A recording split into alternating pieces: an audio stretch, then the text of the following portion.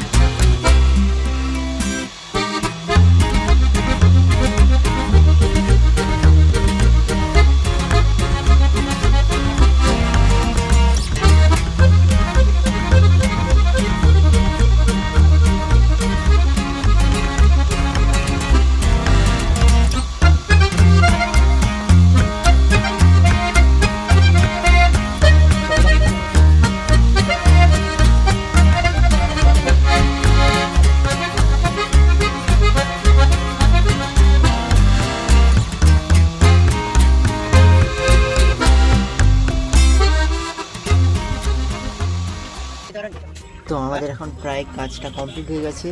এবার আমাদেরকে চেক করতে হবে যে সমস্যাটা ছিল আগে তার সমাধান হয়েছে নাকি। তো আমি বোর্ডটাকে মোবাইলে ভালো করে সেট করে নিচ্ছি এবং display connector plus battery connector লাগাবো। লাগানোর পরে এই ডিসপ্লে যে পাতাটা রয়েছে ওটার নিচে রয়েছে কানেকশান। তো এখানে লাগিয়ে দেখো ফোনটাকে অন করব। অন করলেই বোঝা যাবে যে কাজটা সাকসেস হয়েছে কি হয়।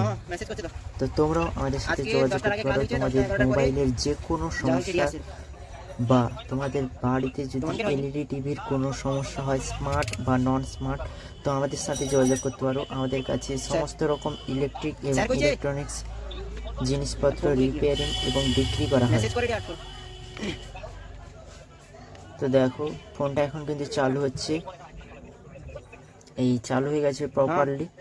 দেখো আগের যে সমস্যাটা ছিল সেটা কিন্তু এখানে নেই এবং প্রপারলি কাজ করছে।